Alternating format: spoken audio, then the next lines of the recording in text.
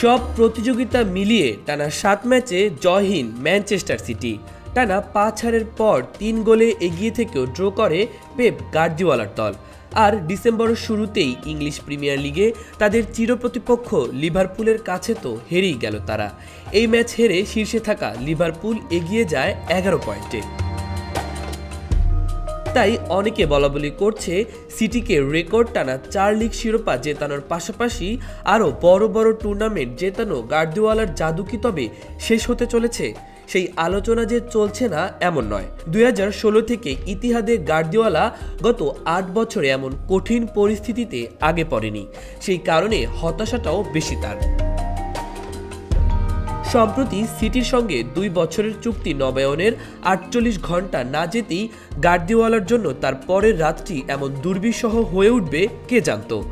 আন্তর্জাতিক বিরতি থেকে ফেরার প্রথম ম্যাচেই টটেনহামের হাতে বিধ্বস্ত হতে হয়েছে সিটিজেনদের, সেটিও নিজেদের মাঠ ইতিহাদে।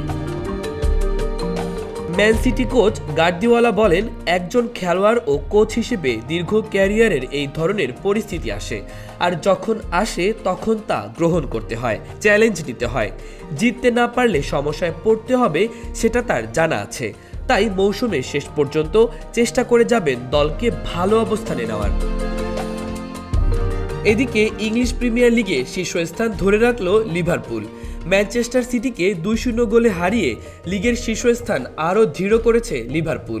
গোল দুটি করেন গ্যাকপো, সালাহ। 13 ম্যাচে 34 পয়েন্ট তুলে নিল তারা।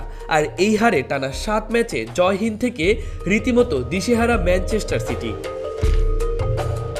নিজেদের মাঠে শুরুতে এগিয়ে যাওয়ার সুযোগ এসেছিল লিভারপুলের সামনে। 11 মিনিটের ভ্যান ডাইকের হেড পোস্টে লেগে ফিরে আসে। তবে 12 মিনিটে দুর্দান্ত এক আক্রমণে লিড নেয় লিভারপুলই।